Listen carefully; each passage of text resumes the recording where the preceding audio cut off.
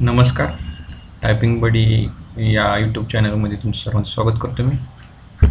तर आजचा व्हिडिओ बनवण्याचं कारण हे की धला द हा आपण किती पद्धतीने टाईप करू शकतो आणि कोणत्या पद्धतीने टाईप करू शकतो.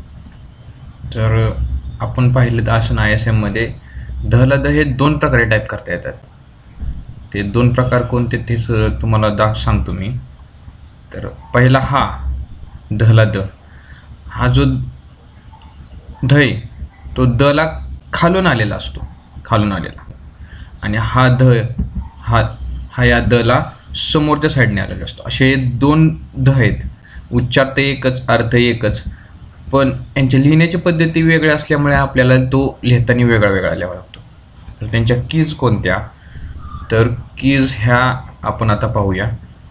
कीज ह्या शिफ्ट 8 हा खालून जो ध येतो त्यासाठी शिफ्ट +8 ह्या दोन कीज आहे, आणि समोरून धला द येतो त्यासाठी स्लॅश आणि n दाबायचा आहे. तर मी तुम्हाला इथं ISM मध्ये टाईप करून दाखवतो मी. ओके, तर मी शिफ्ट दाबलं, 8 दाबलं, हा धला द खालून आलेला आहे. ओके, ह्याचे जर आपण उदाहरणं बघायचे म्हणले म्हणजे एक्झाम्पल्स, तर मी उदाहरण देतो तुम्हाला. पद्धत शब्द लिहिताना आपण असा लिहितो. ओके, पद्धत. अजून जर सांगायचं गेलं तर प्रसिद्धी, अजून सांगायचं गेलं तर वृद्धी. हे असे शब्द आहेत. हे शब्द तुम्ही नीट बघून घ्या की धला द म्हणजे सोर्स पॅसेजमध्ये कोणता धला द दिलेला आहे. नाहीतर प्रॉब्लेम काय होतो की आपण वाचलं पद्धत शब्द आणि लिहितो आपण असं लिहितो, हा द वापरलाच होता. तर सोर्स पॅसेज म्हणजे कीज चुकतात ना आपल्या. शिफ्ट 8 कीज ही तिथे त्यांना एक्सपेक्टेड असते, ते आपण तिथं स्लॅश n देतो त्यांना. हे चुकीची पद्धत झाली. त्यामुळे आपण सोर्स पॅसेजमध्ये व्यवस्थित बघितलं पाहिजे की कोणतं धला द आहे. आता हा जो 2 नंबरचा द आहे तो एक तुम्हाला मी टाईप करून दाखवतो. तर त्यासाठी काय, ध लिहिला. ओके, ध आणि त्याला द जोडला, हा धला द, हा समोरून आलेला आहे हा,